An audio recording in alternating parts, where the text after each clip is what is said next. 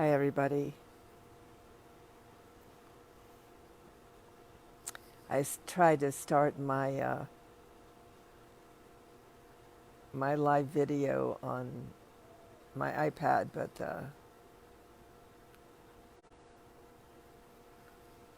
the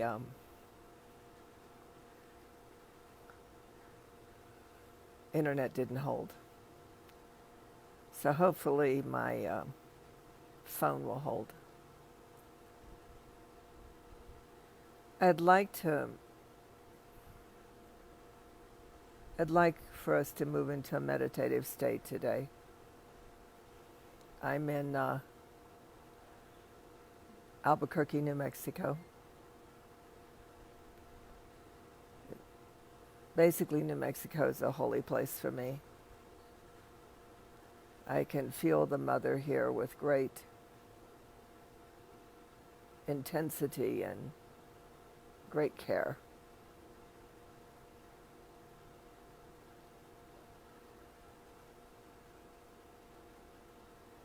Yeah, Yvonne, I'm not keeping my Wi-Fi connection well either.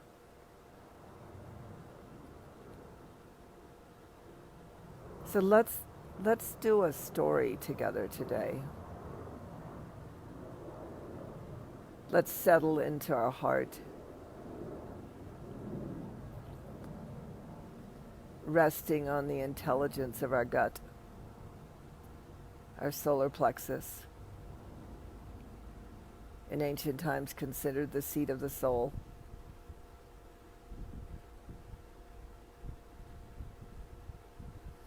And let's pretend, although for me I think it's quite true, that we're in transitional times.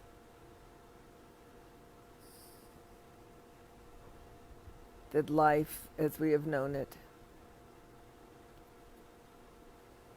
is changing.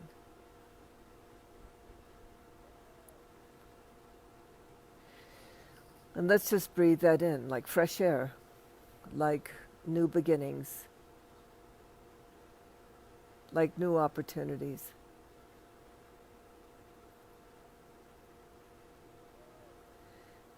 I'm always so excited spiritually when I am getting ready to do a call, whether it's Facebook Live today or from the realms of the beloved, the third Sunday of every month, because creation comes and finds me. It finds me through dreams.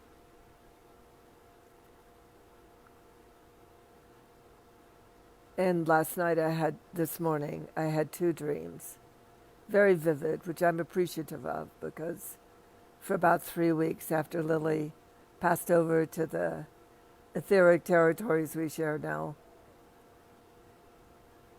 I couldn't dream.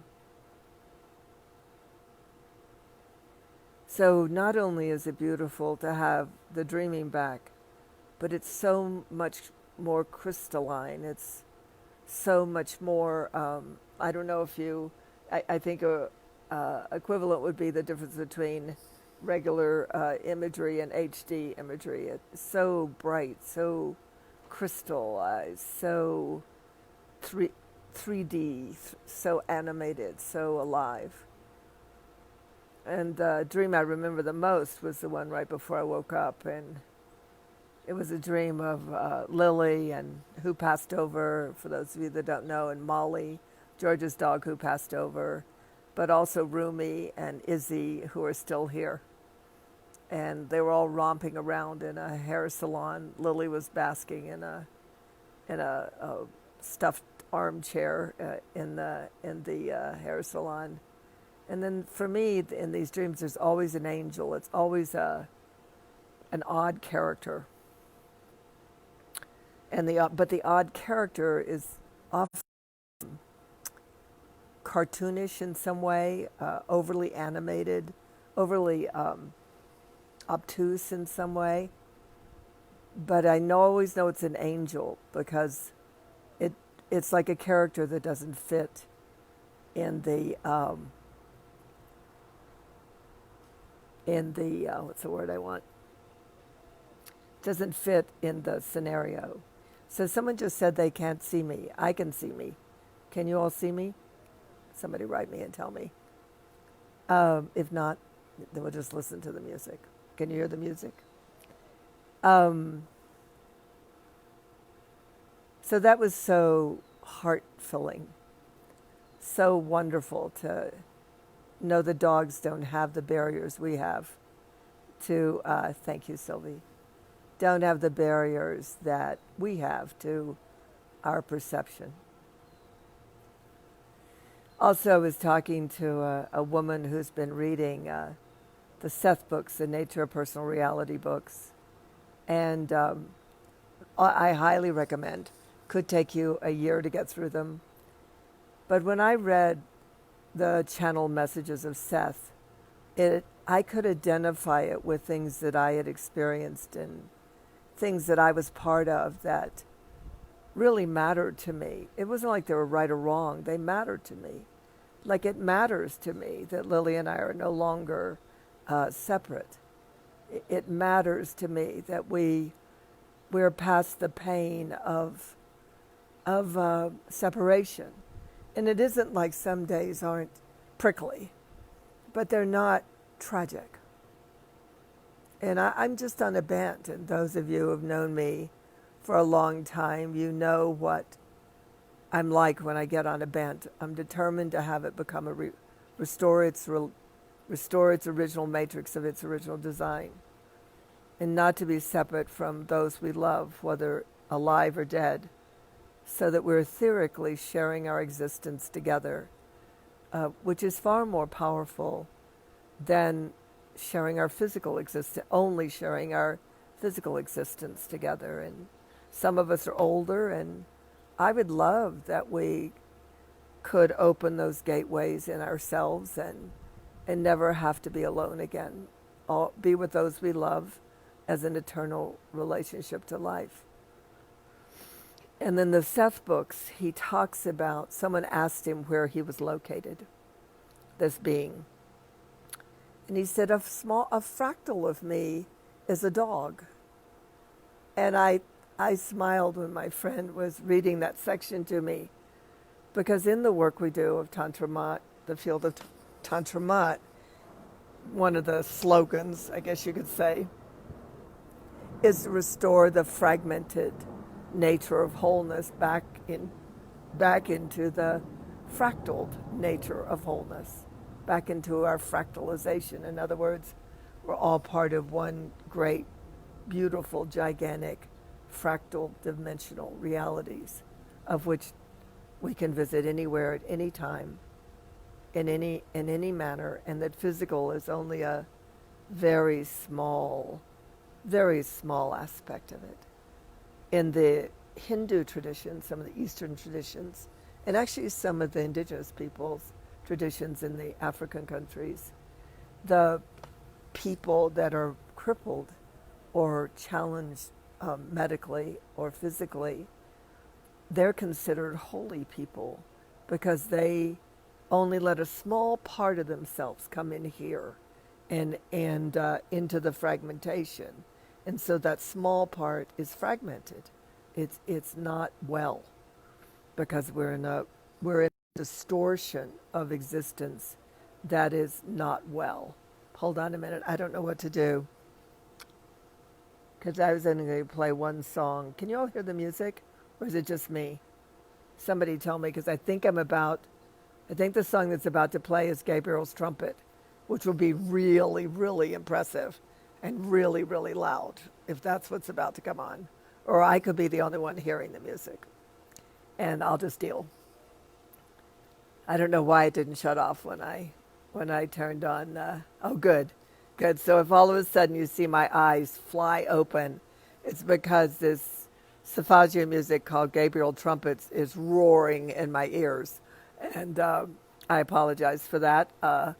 But that's so interesting that I can hear it and it doesn't play into the feed. I'll have to figure that out later. But anyway, I'm enjoying great music over here while I'm enjoying talking to you. So I'm really I just want to share personally as a being how excited I am that my dog Lily, that fractal of my love of life, and I now exist in a playing field where we can never be separate.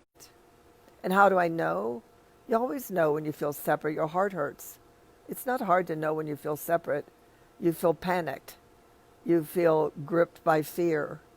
You feel loss. You feel abandoned. You feel betrayed. You feel rejected. Those are all the conditions of the illusion of separation that we were born into. But now, with everything moving, the COVID, the earth, the collapse of the polarization of and polarities of the physical existence, this original nature, this original design is wafting through. It's coming through. Now I want to tell you the other dream, because that dream was particularly because some greater intelligence of which we were a part, greater intelligences of which we were a part, knew I was going to be on the call with you today. And in that dream, there was a party. We were, I don't know if you've ever seen those spinning flags, and they glisten off the sun. You see them when you hang them off rooftops. Well, that's kind of how we all looked. We were like these spiraling beings of color that looked like those spinning flags, spinning long, thin material. And then the voice. I have something called a voice. It's the only way I've ever known how to speak, how to talk about it. But when the voice has been with me since I was quite young, when I was somewhere around 5, when I started getting so ill with everything you could imagine, or I continued to be so ill with everything you could imagine, the voice would say, "You're okay." And when it said "you're okay," I just was okay. It wasn't like I took its advice or tried to apply what it said. I just was okay when the voice said, "You're okay." So in the dream, there was the voice. And the voice doesn't really come to me in a dream, usually. It comes when I'm awake, or when I'm in meditation, or when I'm in trance states, in meta states. It doesn't really come in a dream. So I thought that was really unique and kind of exciting in my world of what excites me, because it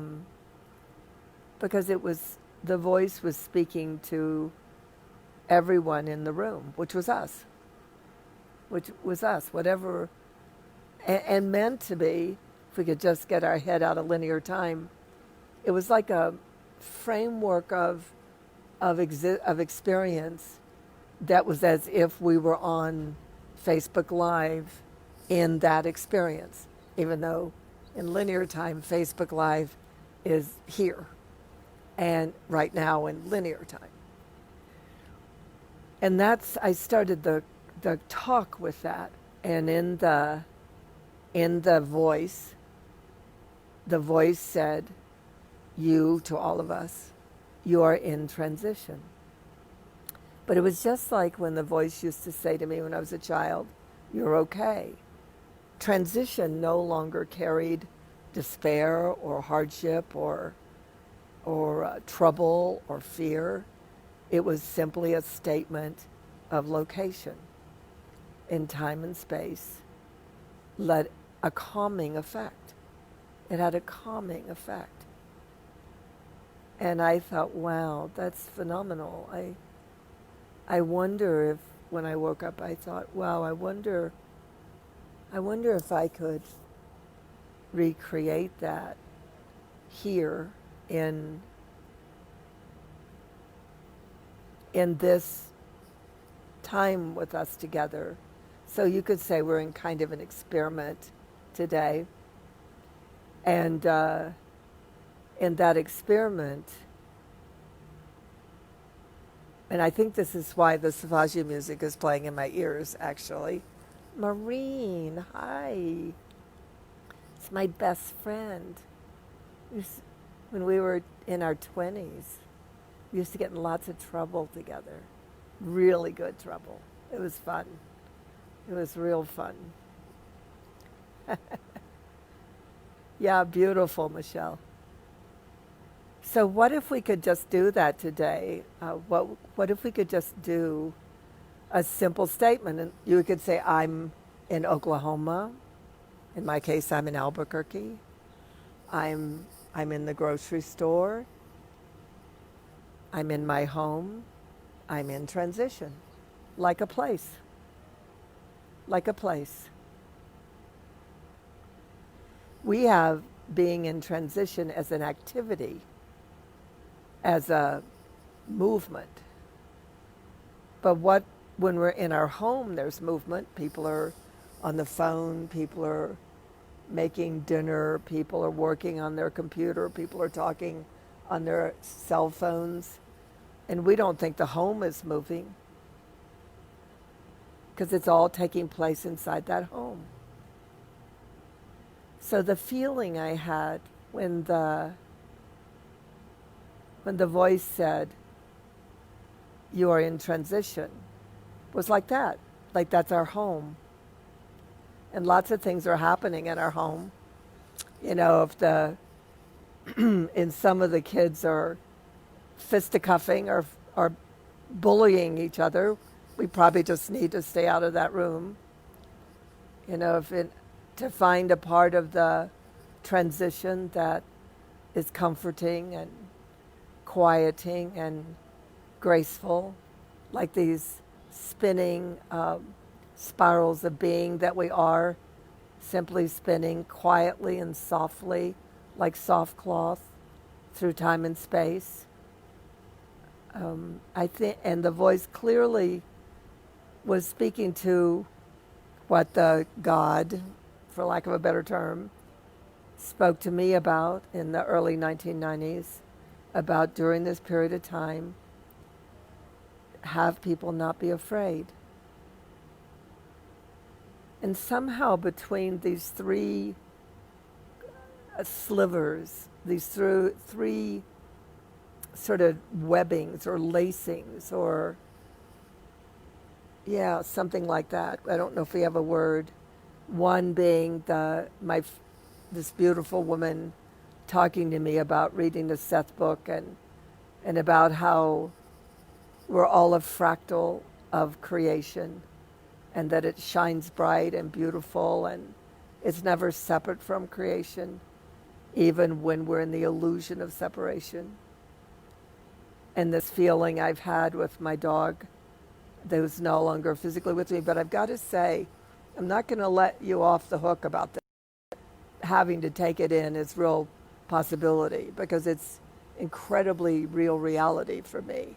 Like I woke up this morning and as I woke up, I reached down and petted Lily's head. She rests her head on my leg when she slept. And I did really, until I opened my eyes and came fully awake, the image, the feel, the fur, the everything there. It's the beauty of the sensory plane is this memory is right here in this hand, and I can activate it anytime I want to.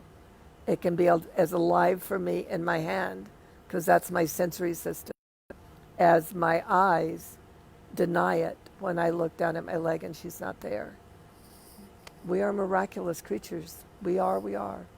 So we have one fractal of information. Imagine it like a wave, of a calming wave. And that one sort of fractal of information that's soft. I've got to think of a better word. If anybody can think of a better word. It's like a soft calming of the human system that comes from the eternal, where all is well. Now in the music it's going soundless stage and endless witness is the words that just came into my head from this sound. The vessel that carries films of thought in vacuumous thresholds.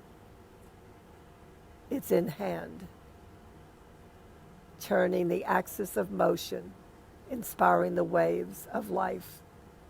Okay, so I just got my answer from the music playing in my head.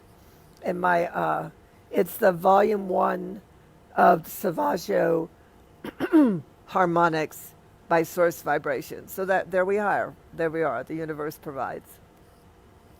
So there's vacuumous waves of calm that starts with us experiencing ourselves as etheric territories that exist forever. Our love, our kindness, our caring, not our caring about, not our love of, but just the, as he said, vacuumous wave in our hands. I'm holding my phone today, so I'm a little juggly.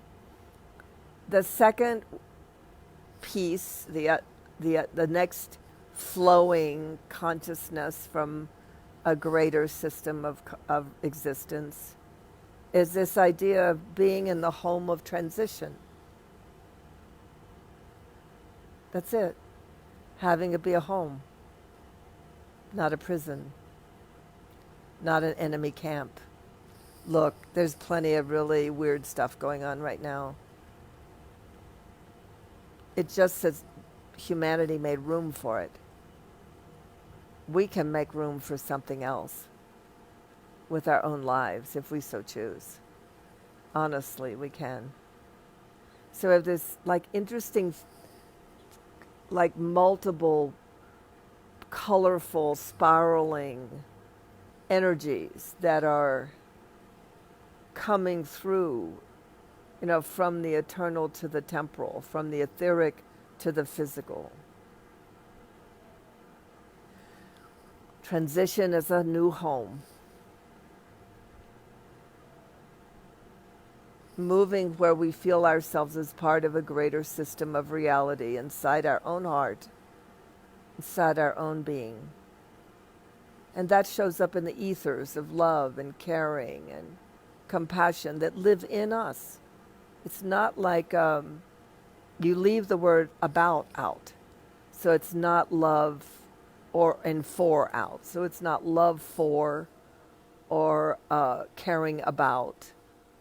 It's loving and caring and feeling it as an ether, as a breath. Ether means energy, air.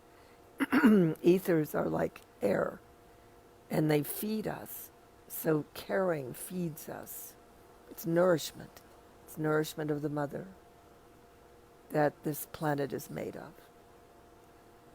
So loving nourishes us. Compassion nourishes us. So that's the second wave. I can't remember the third. It's not, they aren't waves. They're flowing energies in vacuumless space operating on behalf of our experiential life at this time. Just pausing, I remember the third, because there was and then the third one, Fairy Kingdom. The third one is this idea that we're being, what's the word? Held.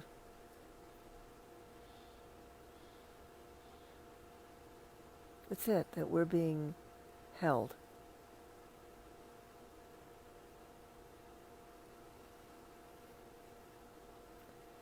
So imagine being held as a territory, as literally a door you can walk into.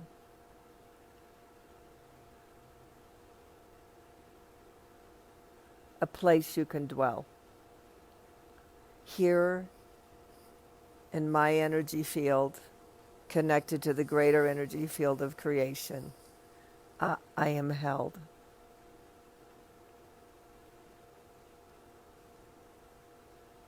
I love my existence. I went through 3 weeks of deep traumatic pain, incredible schizophrenic experience of loss, panic at the loss of a way of living, tossed out of my home because that home was from Lily and I. But through the whole thing, I knew it wasn't real. I knew it was a physical reaction. That if I just took care of the body and I just minded the body and I stayed true to my own consciousness, that it would pass. And I've got to tell you, the minute it did pass, it really shocked me. It was like I'd been in a territory of broken glass and shards of metal and a 2D reality with prison with no escape. And when it broke loose, it was wondrous and magical, and I was back in what I call right world. So you have a choice, and I said a few weeks ago I wanted to keep bringing this up. You have a choice what you hold to be real. And I don't mean about people. Do you know that every human being is its own territory, is its own story? There's no universal story for human beings. When I worked in wherever it was, when I was in that experiment in Stanford or Harvard or Yale, I can't remember. When I was in that experiment, the geneticist talked about that one of the reasons it's so hard to clone a human being is because when you go into the DNA of every human being, they carry 5, is that right? Strands, yeah. I'm going to have the number wrong, but I'll have the conversation right. That there are 5. Yeah, I think this is right. There are 5 in the DNA. If you take 7 strands like a piano, like the 7 keys of is that right? The keys of a piano. Sorry, I can't remember my numbers. But anyway, let's say there's 10 keys. And that, 9 keys. And that 4 of those keys are fixed. And 5 of those keys are mutable. So that means that 4, let's say aspects, although I'm pretty sure I have the number wrong, of you and I are alike. Usually our genetic coding, our legs, arms, coloring. Thank you, Praline. Gave it back to me. So 3 of the keys in our DNA, which is designed like an octave, are fixed. And 5 are mutable. Can you imagine a species that 3 elements of us are alike, but 5 elements of us are as differentiated as there are stars in the sky? So it's important for you to be in your territory. It's important for you to be in your belonging. And I don't know what to do. I'm on my 45th year of praying that at this period of time, humanity would not be caught up in believing in circumstance. And believing that all that's happening is a world is falling apart. A reality that did not serve life is in the last screaming breaths of trying to keep hold of this world. But there are too many of us that are conscious now.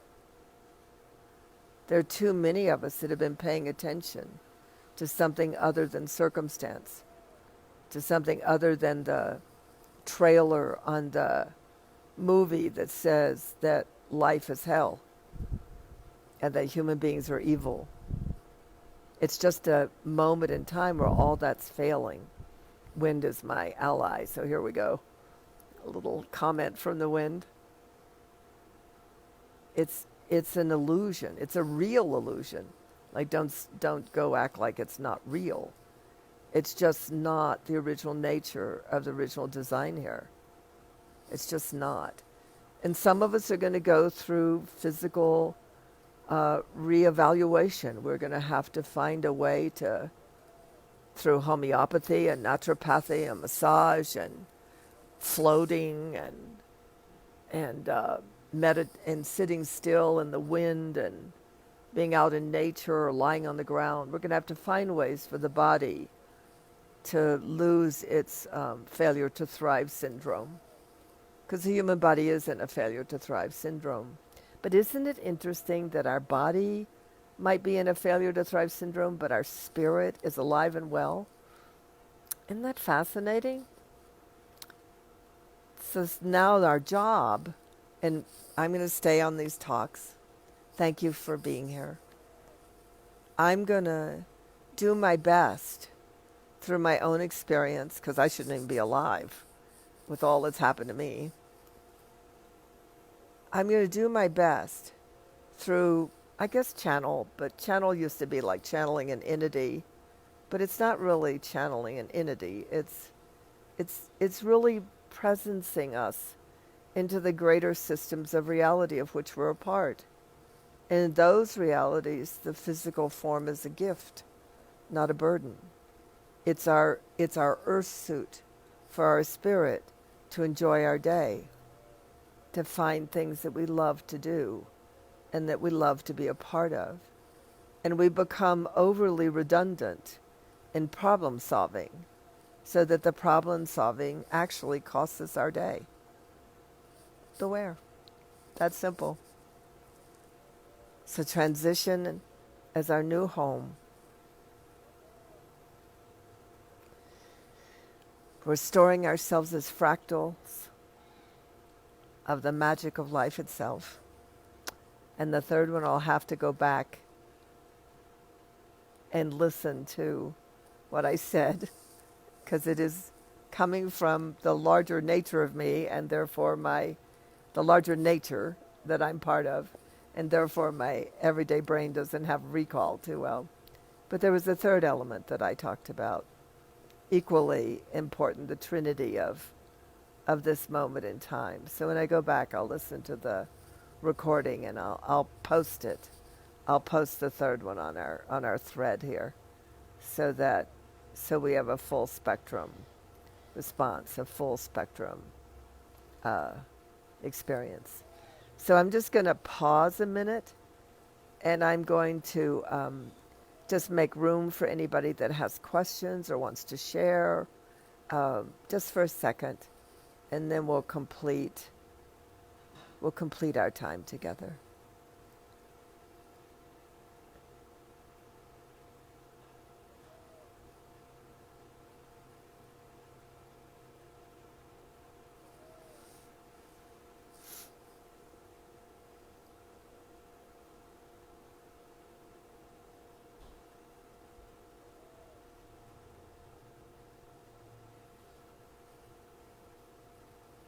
Some really beautiful music playing. So are we complete? I don't see anything popping up, but it could be Facebook and I've missed it, and I apologize if that's true. I love having you with me today. Would you like to know what we're doing today and this fractal of which you're a part?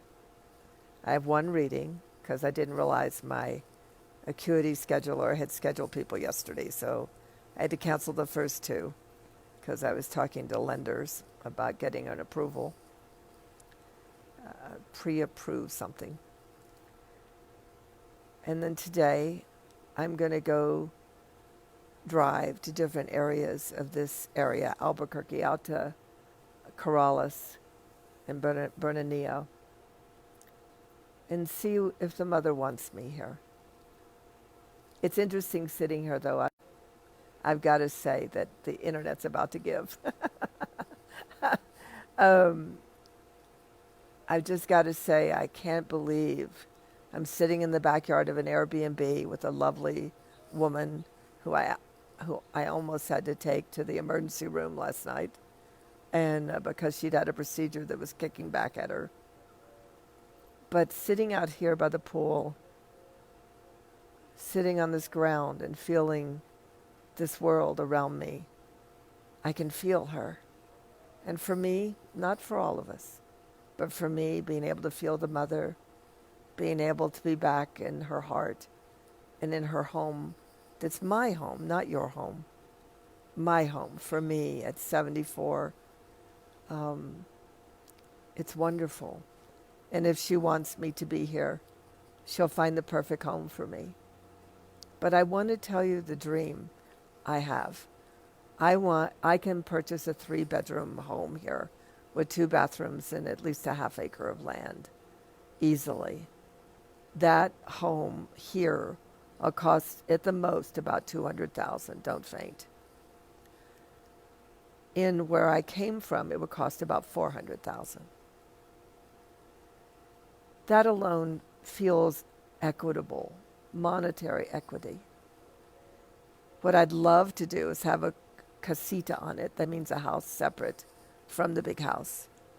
Maybe my RV. I'm looking at that. And beautiful. Thank you, Yvonne. And every room in that house, the 3 bedrooms, would become places people could come sleep. But they would be sacred rooms. One would carry it would carry different venues. One would carry Alex Gray's paintings and would be in those colors. Another one would carry the divine world, sacred world, Ganesh, what is the word? My sacred name is Ganambika Amma. That's the name Sai Ma gave me. So it would be Ganesh in that realm. And then the 3rd room would probably be images of the earth. And so these rooms would be sacred rooms that I would have futons on the floor and people could come stay and for rest and courage. That's my dream. This other possibility is that there's some really adorable houses in this area that I don't do that at all. And that I go into solitude. It's always going to be, was always going to be my future. And that I begin to package and put into the etheric territories what has been captured here again. And that I store it, I don't know if this is understandable, that I store it in the great library of consciousness so that as things finish their business here that aren't on behalf of this planet or her forms, that these little alchemical packages will open back up again and feed the beautiful species I've come to love, human beings. So read each other's words. You know, we had a course this past weekend and people were blown away at the shared wisdom. There's no leaders now. We are coming into our wisdom selves. We are the wise women and wise men of the future. We should listen to each other's words like balm to our soul, not as problem solving, not as trying to survive, but feed our soul, especially in our new home of transition. I really appreciate having these talks, these one-sided weird talks, except they don't quite feel one-sided because I'm a channel and I'm a psychic, so I'm really feeling all of you, and a lot of the messaging is coming from your consciousness, not just my own. Love you so much.